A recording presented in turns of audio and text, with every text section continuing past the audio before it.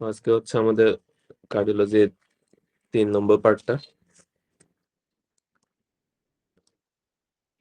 ফার্স্টে আমাদের রয়েছে করোনারি ডিজিজের ক্লিনিক্যাল ম্যানিফেস্টেশন অ্যান্ড প্যাথোলজি। তো এখান থেকে আমাদের যেটা লাগবে সেটা হচ্ছে করোনারি ডিজিজগুলো কিভাবে প্রেজেন্টেশন হইতে পারে।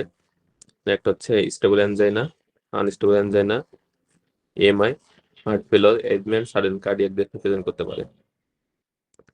এর মধ্যে স্টেবল অ্যানজাইনা তো কেন হবে? হচ্ছে ischaemia due to fixed atheromatous stenosis. তাহলে এই ক্ষেত্রে যে অ্যাথেরোমাটাস প্লাকটা থাকে সেটা থাকে ফিক্স থাকে। আর আনস্টেবল অ্যানজাইনা হয় usually dynamic complete or partial অবস্ট্রাকশনের কারণে। স্টেবল অ্যানজাইনার যে পেইন হয় এটা ইউজুয়ালি হয় হচ্ছে এক্সারসাইজের সময় এবং রেস্টে ইউজুয়ালি কোনো পেইন থাকে না। আর আনস্টেবল অ্যানজাইনাতে পেশেন্টের রেস্টিং কন্ডিশনও পেইন থাকে। অ্যানজাইনা থেকে এমআই এর পার্থক্য হচ্ছে এমআই তে মায়োকার্ডিয়াল নেক্রোসিস হবে due to acute occlusion of coronary artery. তাহলে অ্যানজাইনার ক্ষেত্রে ইউজুয়ালি হয় ইসকেমিয়া আর এমআই এর ক্ষেত্রে হচ্ছে টিস্যু নেক্রোসিস থাকবে।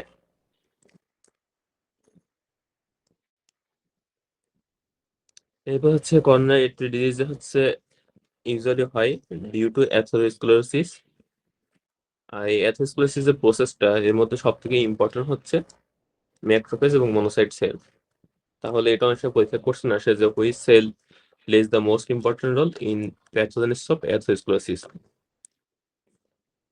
এবার হচ্ছে অ্যাথেরোস্ক্লেরোসিস যে প্লাক থাকে এটা ক্যারেক্টারিস্টিক একটু পড়া লাগবে, ভালনারেবল কোনগুলা আর স্টেবল কোনগুলা, পয়েন্টগুলো একটু দেখে নিতে হবে। অ্যাথেরোস্ক্লেরোসিসের জন্য সবচেয়ে ইম্পর্টেন্ট দুটা রিস্পেক্ট হচ্ছে একটা হচ্ছে এজ আর একটা হচ্ছে স্মোকিং। এর মধ্যে এজটা হচ্ছে নন মডিফাইবল আর স্মোকিংটা হচ্ছে মডিফাইবল রিস্পেক্টর। দেন হচ্ছে অ্যানজাইনা পেক্টোরিয়াস।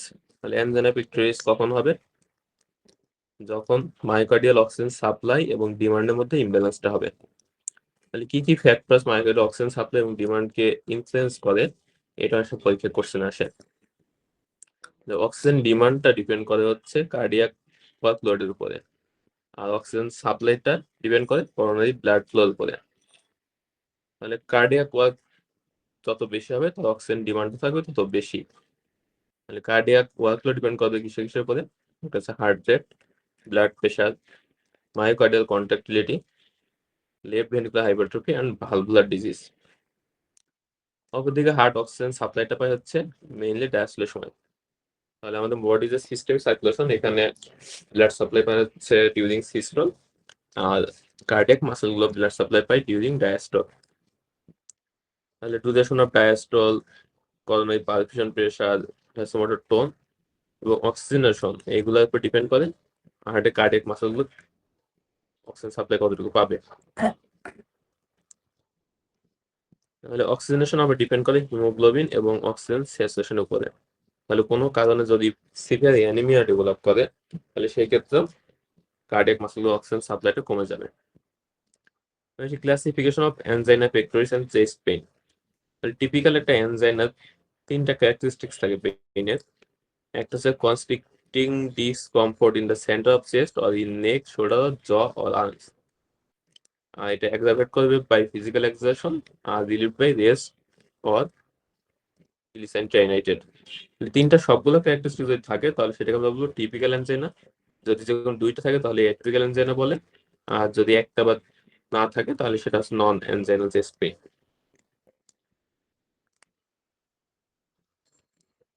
অ্যানজাইনা হচ্ছে করোনারি আর্টারি ডিসগুলো বাদও আরো কিছু কন্ডিশনে অ্যানজাইনা ডেভেলপ করতে হবে পেশেন্টে। একটা ইম্পর্টেন্ট অ্যাওর্টিক ভালভ ডিজিজ, বিশেষ করে অ্যাওর্টিক স্টেনোসিসে, হচ্ছে hypertrophic cardiomyopathy and vasculitis or aortitis. হচ্ছে coronary artery spasm.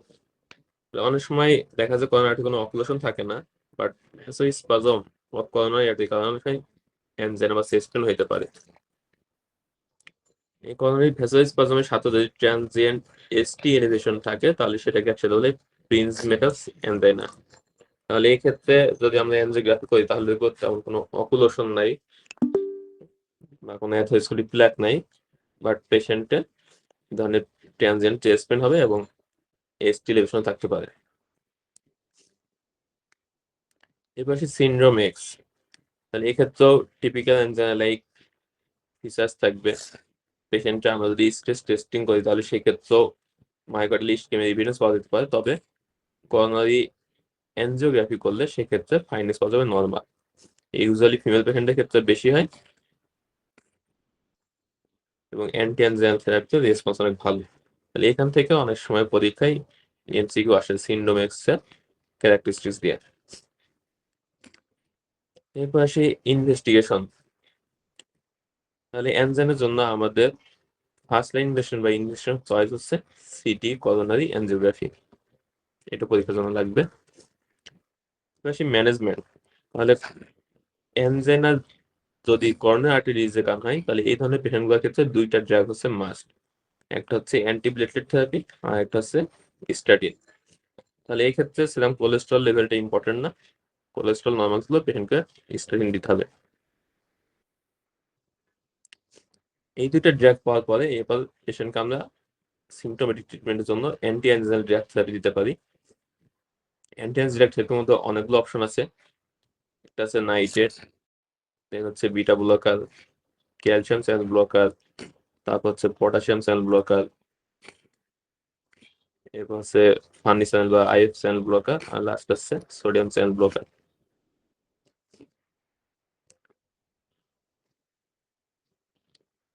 নাইট্রেটের side effect হচ্ছে হেডেক, সিমটোমেটিক হাইপোটেনশন এবং রিয়ালি সিনকপ করতে পারে। তাহলে একটা পেশেন্টকে আমরা ফার্স্টে অ্যান্টিপ্লেটলেট থেরাপি দিলাম, এরপর স্টেটিন দিলাম, এরপর হচ্ছে যে সাবলিঙ্গুয়াল অথবা হচ্ছে ওরাল ফর্মে নাইট দিতে পারি। এর সাথে আমরা দিতে পারি বিটা ব্লকার। তাহলে বিটা ব্লকার এখানে রোল কি? বিটা ব্লকারটা হার্ট রেট কমাবে, মায়োকার্ডিয়াল কন্ট্রাক্টিলিটি কমাবে, ব্লাড প্রেশার কমাবে। তাহলে এগুলো কমালে কি হবে? কার্ডিয়াক মাসেলে যে অক্সিজেন ডিমান্ড আছে এটা কম হবে, এনজাইনা রিলিফ হবে। এরপরে নাইট্রেট এবং বিটা ব্লকার দেওয়ার পরে আমরা যেটা দিতে পারি সেটা হচ্ছে ক্যালসিয়াম চ্যানেল ব্লকার। তাহলে ক্যালসিয়াম চ্যানেল ব্লকার কিভাবে কাজ করে? Calcium channel blocker blood pressure এবং মায়োকার্ডিয়াল কন্ট্রাক্টিলিটি কমাবে, অক্সিজেন ডিমান্ডটা কম হবে। বিটা ব্লকের সাথে আমরা যদি ক্যালসিয়াম চ্যানেল ব্লকার করি সে ইউজ করি সেক্ষেত্রে আমাদের চয়েস করতে হবে নিফেডিপিন অথবা অ্যামলোডিপিন। তার মানে যেগুলো ডাইহাইড্রোপাইরিডিন ক্যালসিয়াম অ্যান্টাগনিস্ট এগুলো আমরা বিটা ব্লকের সাথে অ্যাড করতে পারি। এটা একটা সুবিধা হচ্ছে এই ধরনের ক্যালসিয়াম চ্যানেল ব্লকার গুলো রিফ্লেক্স টেকিকার্ডিয়া করে, আর বিটা ব্লকার গুলো হার্ট রেট কমায়। তাহলে দুইটা কম্বিনেশনে ইফেক্ট আরো ভালো হবে। অপরদিকে রেট লিমিটিং যে ক্যালসিয়াম চ্যানেল ব্লকার গুলো যেমন ভেরাপামিল এবং ডিলটেজেম এগুলো হচ্ছে মনোথেরাপি হিসেবে ইউজ করা যেতে পারে। তবে rate limiting calcium channel blocker গুলো বিটা ব্লকের সাথে কখনো একসাথে ইউজ করা যাবে না, তাহলে সেক্ষেত্রে সিভিয়ার ব্রেডিকার্ডিয়া হইতে পারে।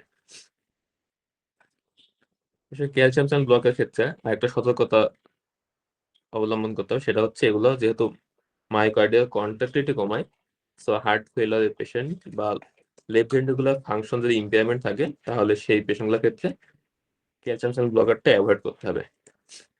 সাইড ইফেক্টের মধ্যে আছে পেরিফেরাল ইডেমা করে, ফ্ল্যাশিং, হেডেক অ্যান্ড ডিজিনেস করে। আর ভ্যালভ্যামিলির ক্ষেত্রে একটা মনে রাখতে হবে সেটা হচ্ছে কনস্টিপেশন করতে পারে। এর পাশে পটাশিয়াম চ্যানেল অ্যাক্টিভেটরস, তাহলে এটা পাওয়া যায় নিকোল্যান্ডিল নামে। তাহলে এটাও আমরা চুজ করতে পারি। এটা একটা অ্যাডভান্টেজ হচ্ছে নাইট্রেট গুলো একটু লম্বা টাইম ইউজ করলে টোলারেন্স ডেভেলপ করে, মানে একটা সময় গিয়ে নাইট্রেটের ইফেক্টটা পাওয়া যায় না। এই টলারেন্সটা পটাশিয়াম চ্যানেল অ্যাক্টিভেটরস এর ক্ষেত্রে থাকে না। এর পাশে ফানি চ্যানেল অ্যান্টাগনিস্ট, এটা হচ্ছে ইভারব্রেডিন নামে পাওয়া যায়। এটা কাজ করে কি হবে? বাই রিডিউসিং হার্ট রেট, এবং এটা মায়োকার্ডিয়াল কন্ট্রাক্টিলিটি কমায় না, সো হার্ট ফেলিয়ার পেশেন্টের ক্ষেত্রে সেফ। এছাড়া আমরা ইউজ করতে পারি রেনোলেজিন, যেটা কাজ করে inhibit rate inward sodium current. তাহলে প্রত্যেকটা ড্রাগের মেকানিজম অফ অ্যাকশন জানা লাগবে, কখন আমরা ইউজ করতে পারি এটা জানা লাগবে।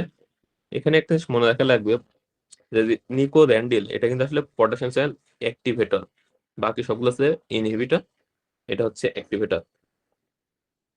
এরপরে যদি আমরা ড্রাগ দিয়ে মেডিকেল থেরাপিতে কন্ট্রোল না হয় তাহলে সেক্ষেত্রে আমরা ইউজ করতে পারি করোনারি বাইপাস গ্রাফটি বা সিএবিজি। তাহলে সিএবিজি তে কোন কোন ভেসেল ইউজ করা হয় এটা অনেক সময় পরীক্ষা আসে। আমরা ইউজ করতে পারি inter Memari artery, radial artery অথবা সেফেনাস ভেইন থেকে বাইপাস গ্যাপ করতে পারি। এখন যদি আমরা ইনশর্ট চিন্তা করি করোনারি ডিজিজের ম্যানেজমেন্টে, তাহলে প্রত্যেকটা পেশেন্টই দুইটা ড্রাগ কমনলি পাবে। একটা হচ্ছে অ্যান্টিপ্লেটিলেট, ইউজুয়ালি আমরা অ্যাসপিরিন দিই, এর সাথে হচ্ছে একটা স্ট্যাটিন। এটা সবাই পেশেন্ট পাইলো। এরপরে অ্যান্টি এনজাইনাল ট্রিটমেন্ট হিসেবে আমরা দিতে পারি নাইট্রেট, আর এর সাথে বিটা ব্লকার। বিটা ব্লকারের মধ্যে আমরা ইউজুয়ালি কার্ডিওসিলেক্টিভ বিটা ব্লকার যেগুলা, যেমন বিসোপ্রোল, মেটোপ্রোল, এগুলাকে চুজ করি। এরপর আমরা এর সাথে কি যোগ করতে পারি? Calcium channel blocker. Calcium channel ব্লকের মধ্যে আমরা কোনটা চুজ করবো? অ্যামলোডিপিন অথবা নিফেডিপিন। এখন কোনো পেশেন্ট যদি বিটা ব্লকার কন্ট্রাইন্ডিকেট থাকে, যেমন সাপোজ অ্যাজমা পেশেন্টের ক্ষেত্রে, সেক্ষেত্রে আমরা চয়েস করবো rate limiting calcium channel blocker, যেমন ভেরাপামিল বা ডিলটিয়াজেব। তাহলে এখানে আমাদের যেটা ইম্পর্টেন্ট সেটা হচ্ছে বিটা ব্লকের সাথে রেট লিমিটিং ক্যালসিয়াম ব্লকার, এই দুইটা একসাথে ইউজ করা যাবে না। আর ডাইহাইড্রোপাইরিডিন যে ক্যালসিয়াম ব্লকার, যেমন অ্যামলোডিপিন, নিফেডিপিন, এটা মনোথেরাপি হিসেবে ইউজ করা যাবে না। তাহলে অ্যামলোডিপিন, নিফেডিপিন যদি আমরা ইউজ করি তাহলে অবশ্যই বিটা ব্লকের সাথে ইউজ করতে হবে। আর ভেরাপামিল, ডিলটিয়াজেব যদি আমরা ইউজ করি তাহলে এদেরকে মনোথেরাপি হিসেবে ইউজ করতে হবে। এখন এগুলো দেওয়ার পরে যদি চেস্ট পেইনটা কম না হয়, তাহলে সেক্ষেত্রে আমরা বাকি যে ড্রাগ গুলো আছে সেগুলো ইউজ করতে পারি। কি কি অপশন আছে তাহলে আমাদের কাছে? নিকোল্যান্ডিল আছে, ইভাব্রেডিন আছে, আর আছে রেনোলেজিন। এখন এগুলো তো যদি কাজ না হয় তাহলে আমাদের লাস্ট অপশন হচ্ছে করোনারি বাইপাস গ্রাফটিং। তাহলে আমরা এনজাইনের পেশেন্ট খুব কমনলি পেয়ে থাকি, আমাদের চেম্বার হোক, আউটডোর হোক, ইনডোর হোক। তাহলে আমাদের ম্যানেজমেন্ট প্ল্যান এইভাবে হবে। তাহলে এগুলো থেকে বিভিন্নভাবে কোশ্চেন আসতে পারে। ফার্স্ট লাইন আমি কি ড্রাগ দেবো, রেসপন্স না করলে কি দিব, এরপরে যদি রেসপন্স না করে তাহলে থার্ড ড্রাগ কি অ্যাড করবো, আর যদি ফার্মাকোলজিক্যাল ট্রিটমেন্ট রেসপন্স না করে তাহলে সেক্ষেত্রে আমাদের আর কি অপশন আছে। এরপর সেই অ্যাকিউট করোনারি সিনড্রোম। তাহলে অ্যাকিউট করোনারি সিনড্রোমের মধ্যে আমাদের দুইটা টার্ম ইনক্লুডেড, একটা হচ্ছে আনস্টেবল অ্যানজাইনা আর একটা হচ্ছে মায়োকার্ডিয়াল ইনফার্কশন। তাহলে দুইটার ক্ষেত্রেই রেস্টিং কন্ডিশনে পেইন হতে পারে। আলাদা করবো কিভাবে? By evidence of myocardial necrosis. তাহলে আনস্টেবল অ্যানজাইনাতে পেশেন্টের ইসকেমিয়া থাকবে কিন্তু কোনো মায়োকার্ডিয়াল টিস্যু ড্যামেজ বা নেক্রোসিস থাকবে না। যদি ধরনের নেক্রোসিস থাকে তাহলে সেটাকে আমরা বলবো মায়োকার্ডিয়াল ইনফার্কশন। এটা হচ্ছে criteria for acute myocardial infarction. তাহলে অ্যাকিউট মায়োকার্ডিয়াল ইনফার্কশনের ক্ষেত্রে কি কি ক্রাইটেরিয়া থাকতে হবে? ফার্স্ট হচ্ছে clinical evidence of acute myocardial ischaemia, আর একটা থাকতে হবে detection or rise or fall of cardiac troponin.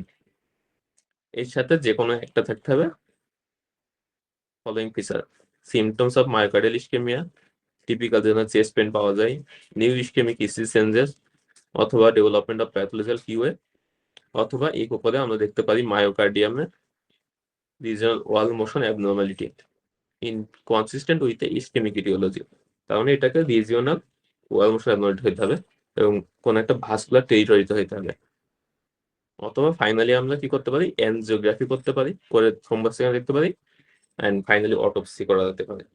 তাহলে ট্রোপোনিন আইজ রেজড এবং এর সাথে যে কোনো একটা ফলোইং ফিচার্স থাকতে হবে, আর clinical evidence of acute myocardial ischaemia থাকতে হবে। মায়োকার্ডিয়াল ইনফার্কশনকে কয়েকটা টাইপে ভাগ করা হয়েছে।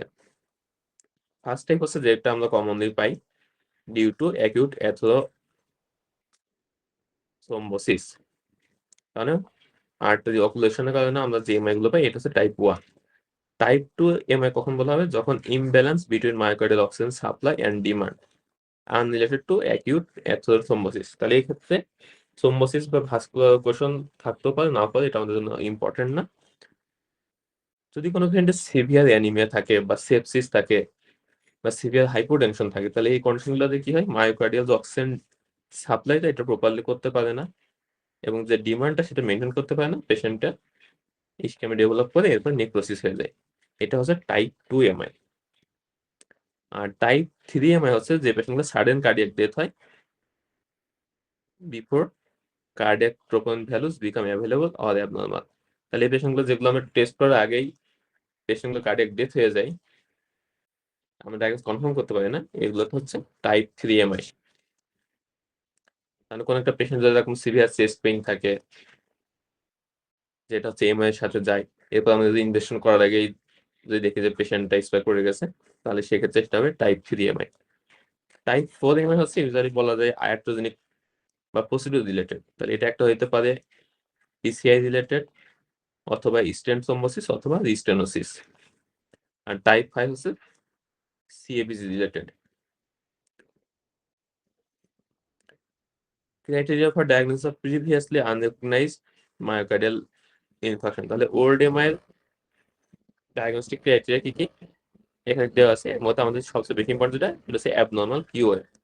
তাহলে এটা অনেক পরীক্ষায় আসে যে ইসিতে আমরা কি দেখলে পিওর এমআই বুঝতে পারবো। এবার clinical features of acute coronary syndrome.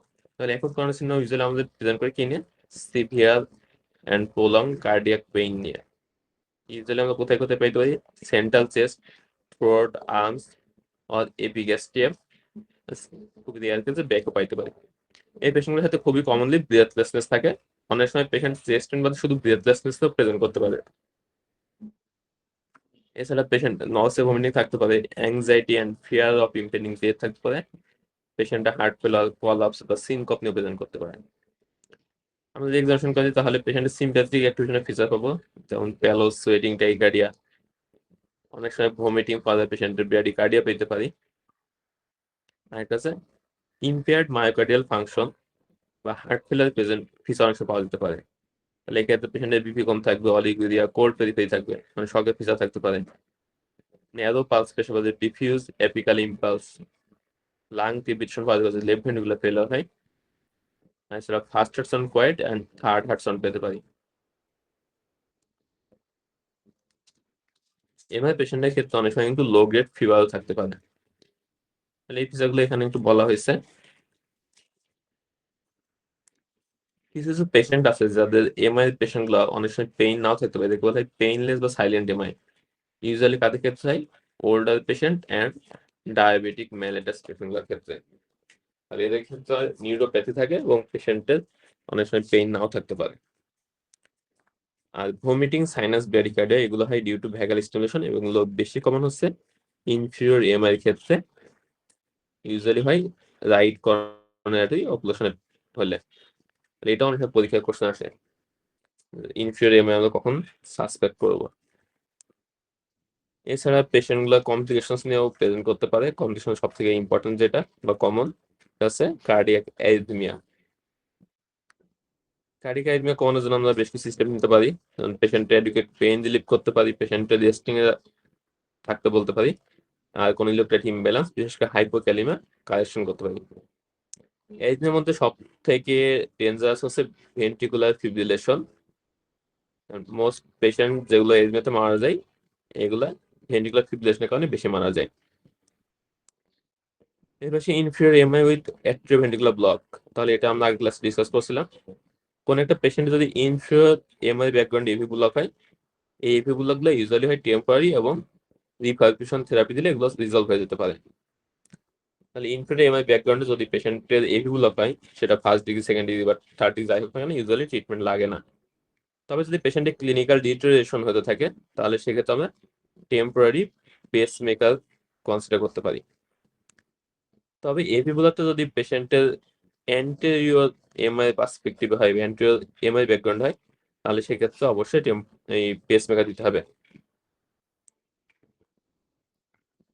তাহলে AV block complicating anterior infarction is more serious because asystole may suddenly supervene. Prophylactic temporary pacemaker should be inserted. তাহলে এভি ব্লকটা anterior এমআই নাকি inferior এমআই ব্যাকগ্রাউন্ড হয়েছে, এটা important. Pericarditis, তাহলে MI পেশেন্টদের ক্ষেত্রে অনেক সময় সেকেন্ড এবং থার্ড ডেতে চেস্ট পেন ডেভেলপ করতে পারে। এই চেস্ট পেনটা অনেক সময় দেখা যায় এমআই যে চেস্ট পেন ছিল সেই সেম সাইটও হইতে পারে। তাহলে আলাদা করবো কিভাবে যে এটা আলাদা এমআই হয়েছে নাকি পেরিকার্ডিটিস ডেভেলপ করছে। তাহলে পেরিকার্ডিটিস যে পেইনটা হবে এই পেইনটা ক্যারেক্টারিস্টিক থাকবে একটু ডিফারেন্ট, এবং এটা থাকবে positional and tends to be or sometimes presents only on inspiration. তাহলে কার্ডিয়াক যে চেস্ট পেন এগুলো ইউজুয়ালি পজিশনের সাথে খুব একটা চেঞ্জ হয় না। পেরিকার্ডিটিস চেস্ট পেইনটা পজিশন চেঞ্জ করার সাথে সাথে এর পেইনটা ইন্টেন্সিটি বা পেনের প্র্যাকটিস চেঞ্জ হবে, আর ইন্সপিরেশন বা কাফিং এইগুলোর সাথে পেইনটা এগ্রাভেট করবে, যেটা কার্ডিয়াক চেস্ট পেনের সাথে রিলেটেড না। তাহলে কার্ডিয়াক চেস্ট পেন ইউজুয়ালি রেসপিরেশনের সাথে রিলেটেড থাকে না। আর এক্সামিনেশন করলে আমরা কি পাইতে পারি, পেরিকার্ডিয়াল রাপ পাইতে পারি। ট্রিটমেন্ট কি হবে, ওপিওয়েড বেসড অ্যানালজেসিক্স। তাহলে নর্মাল যে পেরিকার্ডিটিস যেগুলো হয় ইনফ্লামেটরি কন্ডিশনে বা অটোইমিউন কন্ডিশনে এগুলোতে আমরা ইউজুয়ালি এনএসআইডি বা স্টেরয়েড চয়েস করি, কলসিসিন দিতে পারি। তবে পোস্ট এমআই যে পেরিকার্ডিটিসটা হয় সেকেন্ড অ্যান্ড থার্ড ডেতে এক্ষেত্রে আমাদেরকে এনএসআইডি এবং স্টেরয়েড অ্যাভয়েড করতে হবে, কারণ এনএসআইডি এবং স্টেরয়েড কি করে, অ্যানুরিজমের অ্যান্ড মায়োকার্ডিয়াল রাপচারের রিস্ক বাড়ায়।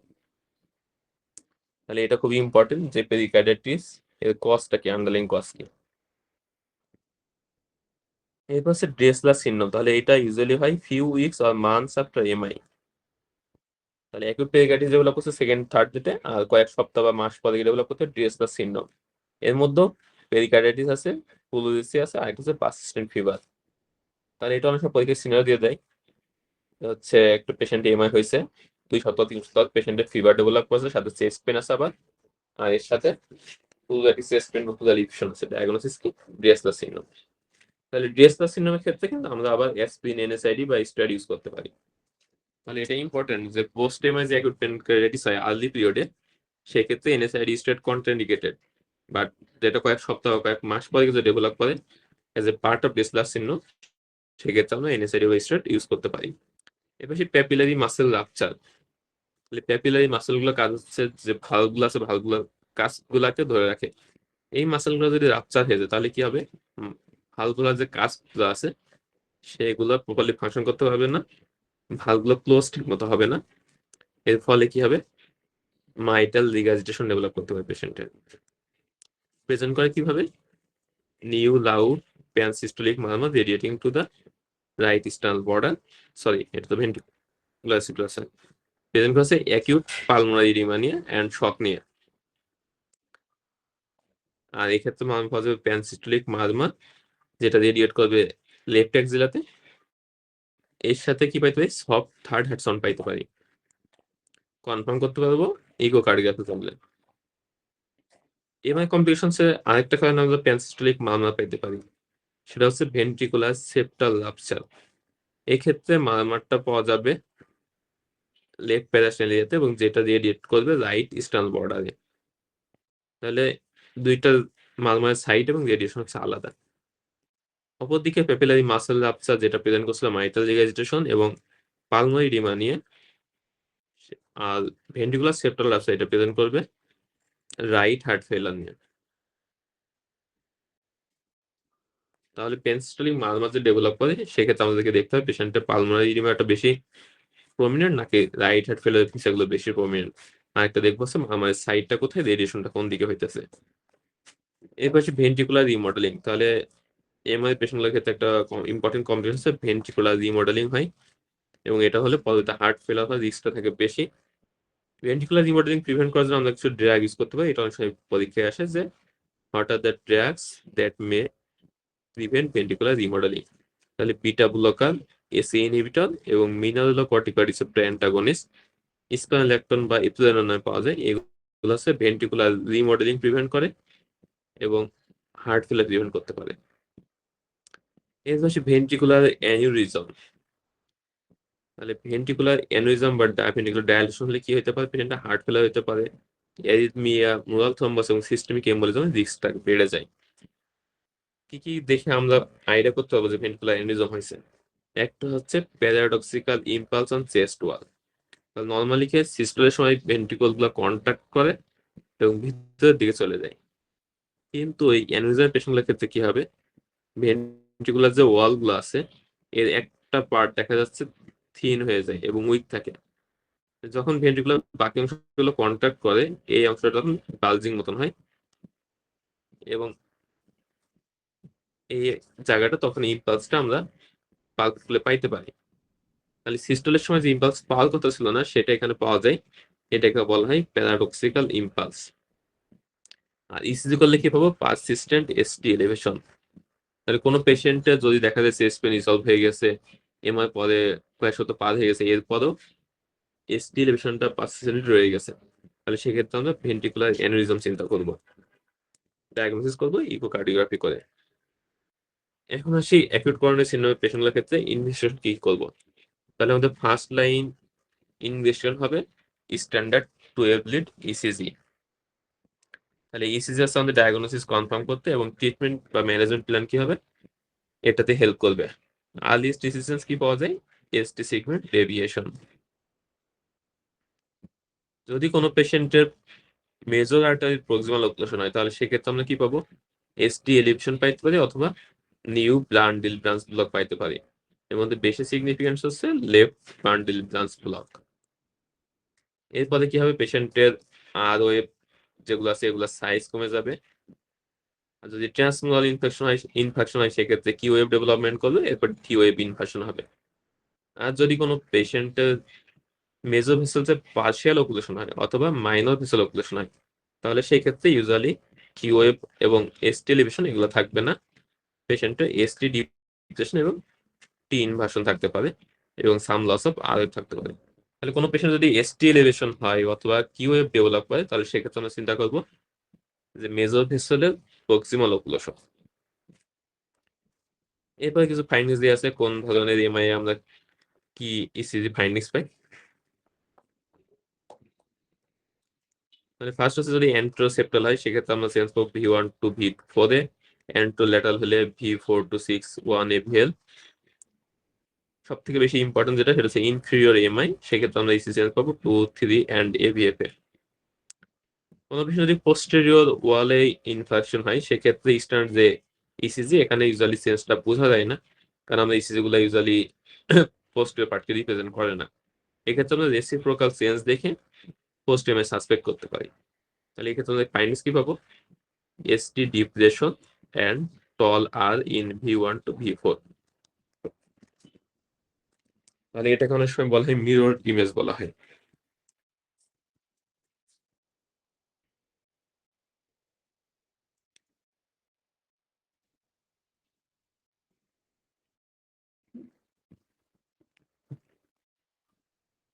এবার সে কার্ডিয়াক বায়োমার্কার্স। তাহলে কার্ডিয়াক বায়োমার্কার্স আমাদেরকে আনস্টেবল অ্যানজাইনা এবং এমআই কে ডিফারেন্সিয়েট করতে হেল্প করে। তাহলে আনস্টেবল অ্যানজাইনার ক্ষেত্রে কোনো মাসেল মায়োকার্ডিয়াল নেক্রোসিস যেহেতু থাকে না, সো এখানে ট্রোপোনিনটা থাকবে নরমাল। আর মায়োকার্ডিয়াল ইনফেকশনে যেহেতু মাসেলগুলো ড্যামেজ হইতেছে, সো এখানে যে এনজাইমগুলো আছে cardiac muscle enzyme troponin T, troponin I বা আদার্স যে এনজাইমগুলো সেগুলো বাড়বে। জানাই 24 একটা কোশ্চেন আসছিল ট্রোপোনিন আই রিলেটেড। তাহলে ট্রোপোনিন টি এবং ট্রোপোনিন আই বাড়ে হচ্ছে উইদিন 3 to 6 আওয়ার্স, পিক থাকবে 36 আওয়ার্স, আর এলিভেটেড থাকে আপ টু 2 উইকস। তবে এখন কিছু হাই সেন্সিটিভিটি ট্রোপোনিন আই পাওয়া যায় যেগুলো হচ্ছে উইদিন 1 আওয়ার বা 30 মিনিটস এর মধ্যে রাইজ করতে পারে। এমআই পেশেন্টগুলোর ক্ষেত্রে ডাব্লিউবিসি কাউন্ট, ইএসআর, সিএলপি এগুলো অনেক সময় বাড়তে পারে।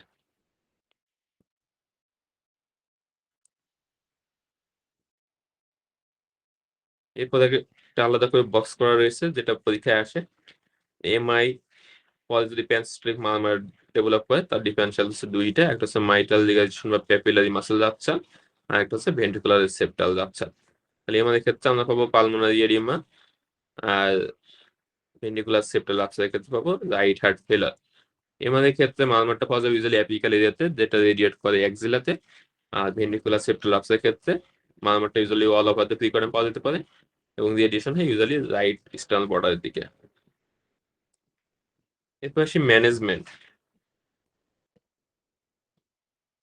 তাহলে কোনো একটা পেশেন্টে যদি আমরা অ্যাকিউট করোনারি সিনড্রোম সাসপেক্ট করি, তাহলে আমরা প্রথমে কি করবো? একটা ইসিজি করবো, দেন হচ্ছে ট্রোপোনিন লেভেল দেখবো।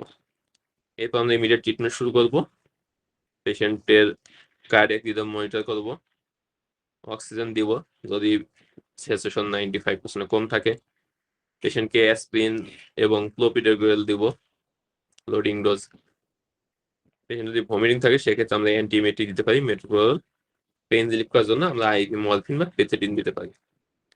এরপরে ইসিজি চেঞ্জ আমরা দেখবো কি আছে। যদি পেশেন্টের এসটি সিগমেন্ট এলিভেশন থাকে সেক্ষেত্রে আমরা দেখবো পেশেন্টের প্রেজেন্টেশনটা কি লেস দেন 12 আওয়ার্স এর মধ্যে হয়েছে কিনা। মানে একটা পেশেন্ট যদি সিমটমস অনসেটের লেস দেন 12 আওয়ার্স এর মধ্যে আমাদের কাছে আসে সেক্ষেত্রে আমাদের ফার্স্ট চয়েস হবে রিপারফিউশন থেরাপি। এখন কোনো পেশেন্টের যদি প্রাইমারি পিসিআই বা রিপারফিউশন থেরাপি যদি উইদিন 120 মিনিটসের মধ্যে ফিজিবল হয়, মানে আমাদের ক্যাথ ল্যাব সবকিছু রেডি আছে, 2 ঘন্টার মধ্যে আমরা পিসিআই করতে পারবো, এটা যদি করা পসিবল সেক্ষেত্রে আমরা গ্লাইকোপ্রোটিন 2 এর বি বা 3 এর রিসেপ্টর অ্যান্টাগনিস্ট যেটা পাওয়া যায় এটা আইভি দিব এবং পিসিআই করব। এখন যদি আমরা পেশেন্টটা থাকে পেরিফেরাল কোনো সেটিংসে যেখানে ক্যাথ ল্যাব নাই বা পিসিআই করার সুবিধা নাই বা করলেও সেটা 2 ঘন্টার মধ্যে করা পসিবল না, সেক্ষেত্রে আমরা দেখবো যে পেশেন্টকে থ্রোম্বোলাইসিস করা যায় কিনা, কোনো কন্ট্রাইন্ডিকেশন আছে কিনা। যদি না থাকে সেক্ষেত্রে আমরা থ্রোম্বোলাইসিস করব। থ্রোম্বোলাইসিস করার পরে দেন হচ্ছে আমরা সুটেবল টাইমের মধ্যে পিসিআই করব। আর যদি দেখা যায় পেশেন্টের থ্রোম্বোলাইসিস করাও পসিবল হইতেছে না, থ্রোম্বোলাইসিসের কন্ট্রাইন্ডিকেশন আছে কোনো, সেক্ষেত্রে দেখবো যে পরবর্তীতে পিসিআই করা পসিবল কিনা। যদি করা পসিবল হয় তাহলে আমরা পিসিআই করব। যদি পরেও পিসিআই করা পসিবল না হয় সেক্ষেত্রে আমরা কি দিব, লো মলিকুলার হেপারিন অথবা ফন্ডাফেরিনাক্স। তাহলে এটা হচ্ছে এসটি এলিভেটেড এমআই এর ক্ষেত্রে ম্যানেজমেন্ট প্রোটোকল।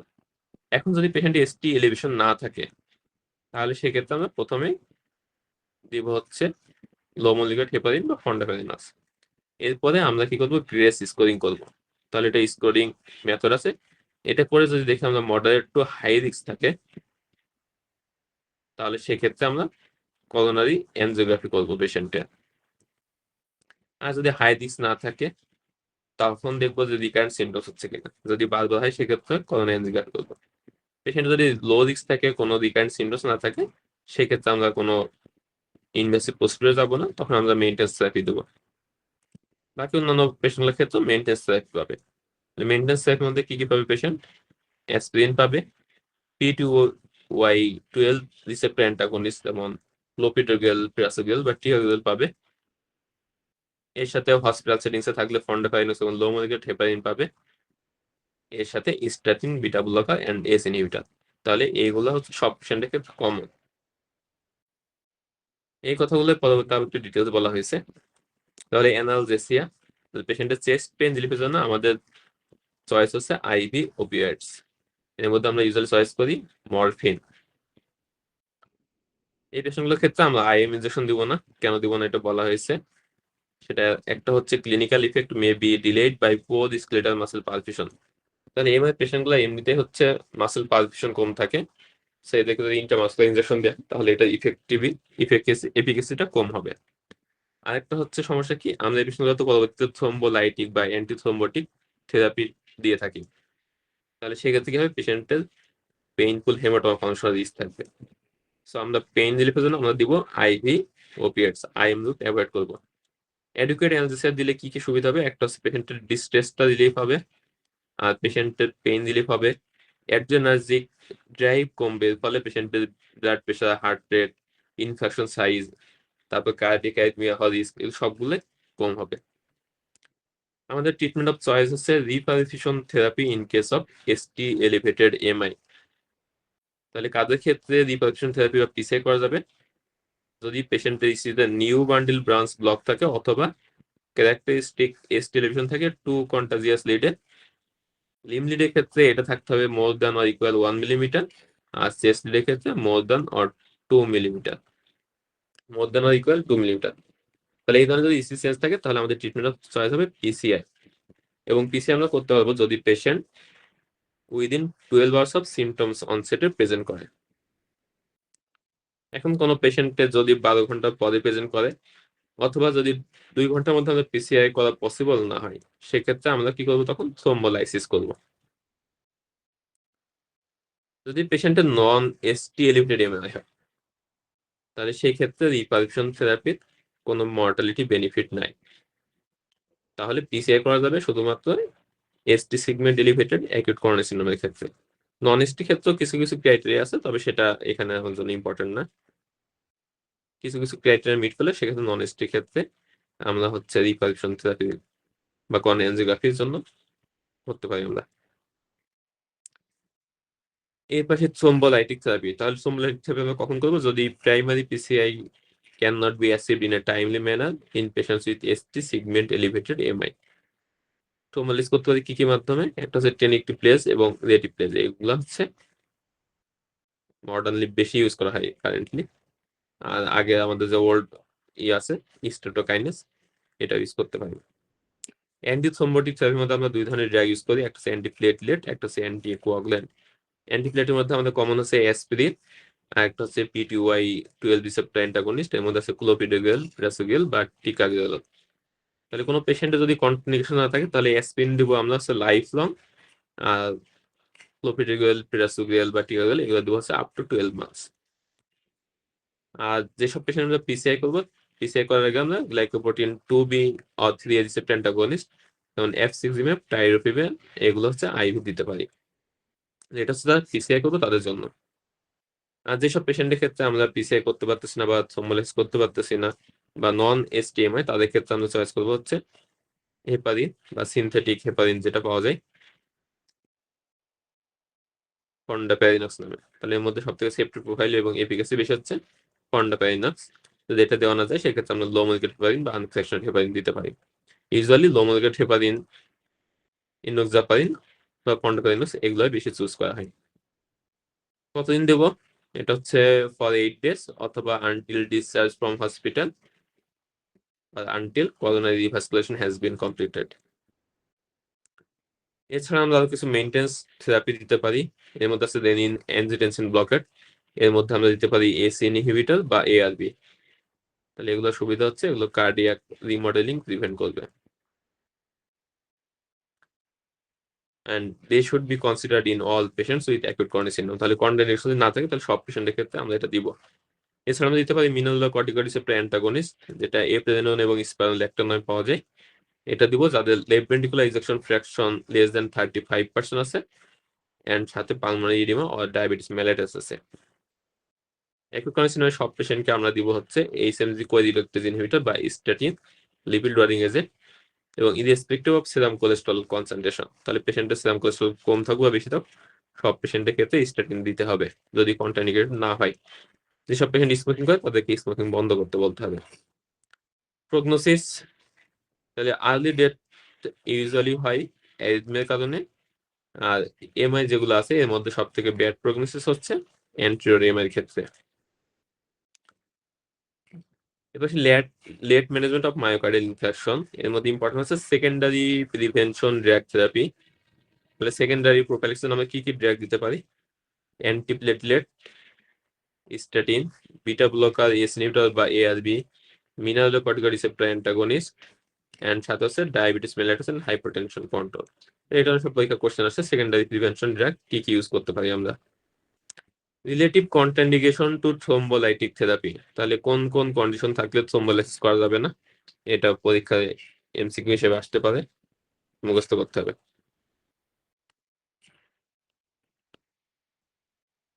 এরপর পেরিফেরাল আর্টেরিয়াল ডিজিজ।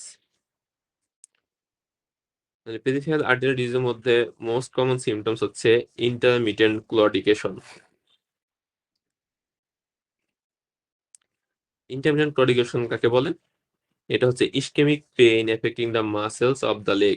এবং পেনের ক্যারেক্টারিস্টিক্স কেমন হবে? Typically pain comes up on after walking, often once a specific distance has been covered and rapidly subsides on resting.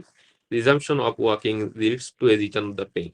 তাহলে পেশেন্টের কমপ্লেন থাকবে যে একটা নির্দিষ্ট ডিস্টেন্স হাঁটার পরে তার পায়ে ব্যথা তৈরি হয়, বা আবার যখন পেশেন্ট রেস্ট নেয় তখন সাথে সাথে ব্যথাটা কমে যায়। এরপরে যখন আবার হাঁটা শুরু করে তখন আবার পেন হয়। তার মানে পেইনটা হচ্ছে কোনো যখন ওয়াকিং করবে বা অ্যাক্টিভিটি করবে তখন পেইনটা বাড়বে, রেস্ট নিলে কমে যাবে, তারপর আবার যখন কাজ শুরু করবে বা হাঁটা শুরু করবে তখন পেইনটা আবার বাড়বে। পেইনটা বেশি হয় কোথায়? কাফ মাসল এরিয়াতে। কারণ এক্ষেত্রে পেরিফেরাল আর্টারি যে মোস্ট কমনলি যে ভেসেলস ইনভলভমেন্ট সেটা হচ্ছে সুপারফিশিয়াল ফিমোরাল আর্টারি। তবে কোনো পেশেন্টের যদি আইলিয়াক আর্টারি ইনভলভমেন্ট হয় তাহলে সেক্ষেত্রে থাই বা বাটোকেও পেইন ফিল হতে পারে।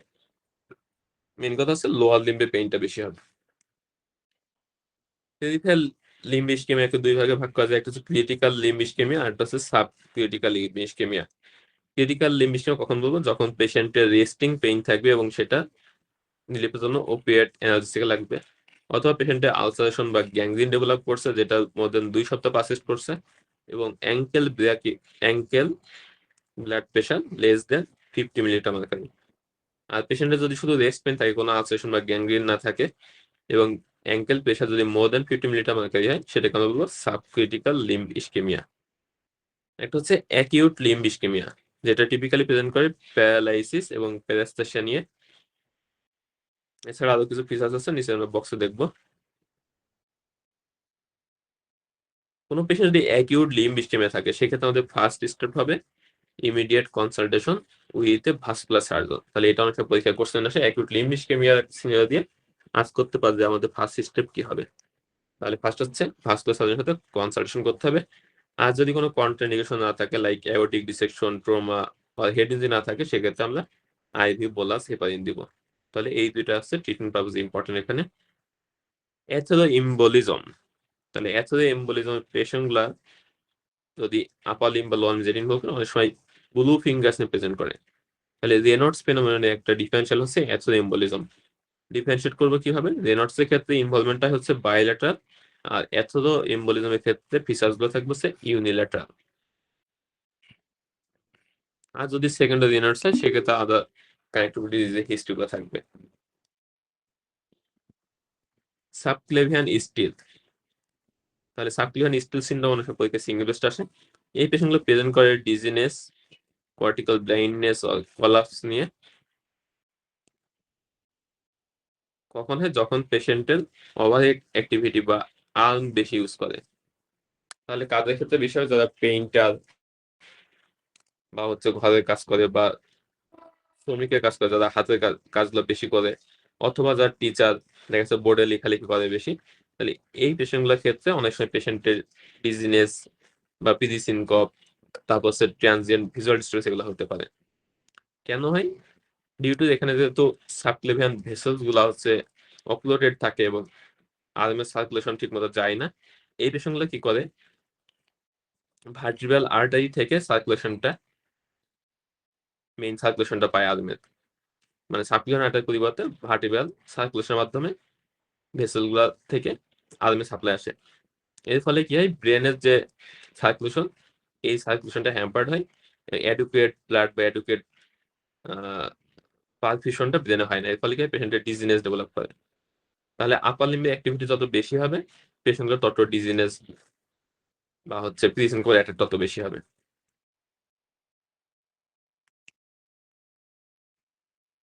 এবারে symptoms and signs of acute limb ischaemia. তাহলে অ্যাকিউট লিম্ব ইসকেমিয়ার ক্ষেত্রে আমরা বলি যে 6P বলা হয়: pain, pallor, pulselessness and perishing cold, paraesthesia and paralysis. এর মধ্যে একবার পরীক্ষা কোশ্চেন আসছিল যে which one of the following indicates impending irreversible ischaemia.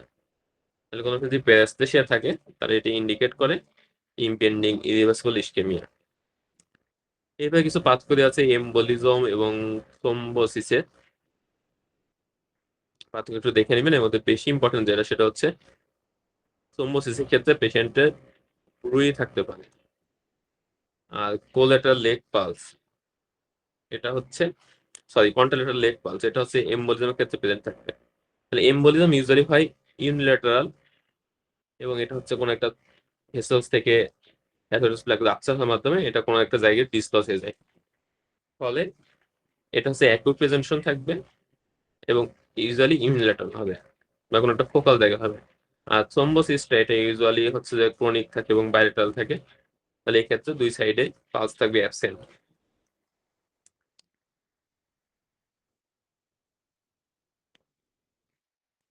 আর এমবোলিজমটা যেহেতু অ্যাকিউট একটা কন্ডিশন, এর মধ্যে কোনো ভেসেলস ডিসলস হতে পারে, যে কোনো ভেসেলকে ব্লক করতে পারে, এই ক্ষেত্রে ডেথ বা লস অফ লাইফের চান্স থাকে বেশি।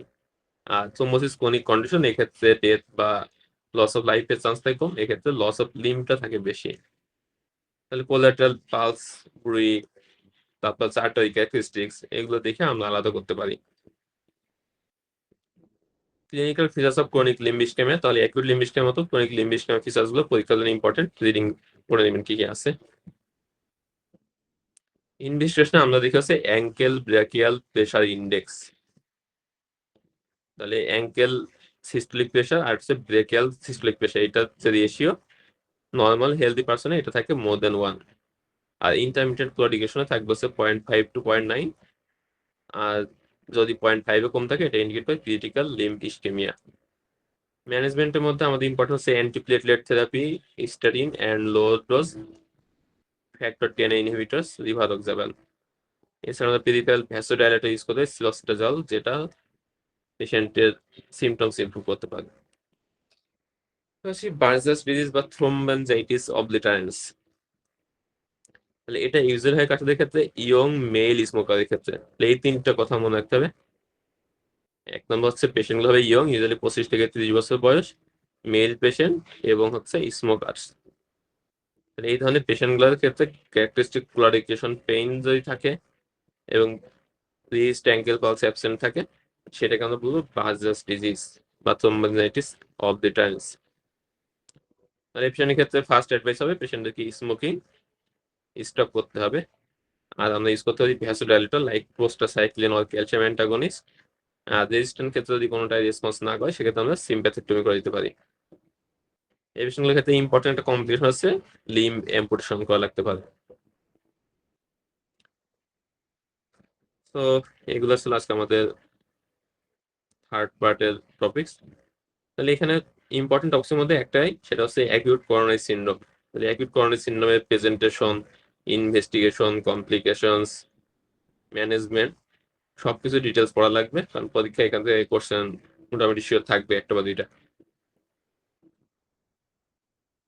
সো কাগজ কোনো কোশ্চেন থাকলে বলতে পারেন, না থাকলে আমাদের ক্লাসে এই পর্যন্ত আজকে।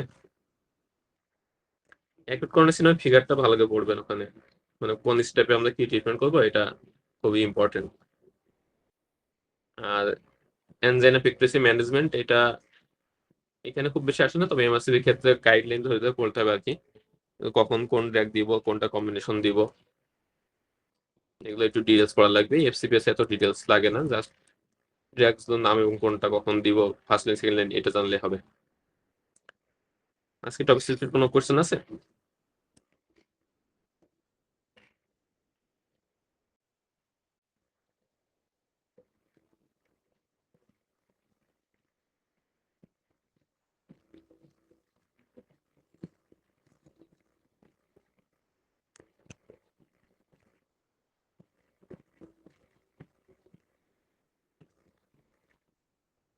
Why paresthesia indicates irreversibility in limitation, এটা আপনার অ্যাকচুয়ালি এক্স্যাক্টলি জানা নাই, আমি দেখবো, যদি খুঁজলে জানতে পারলে বলবো।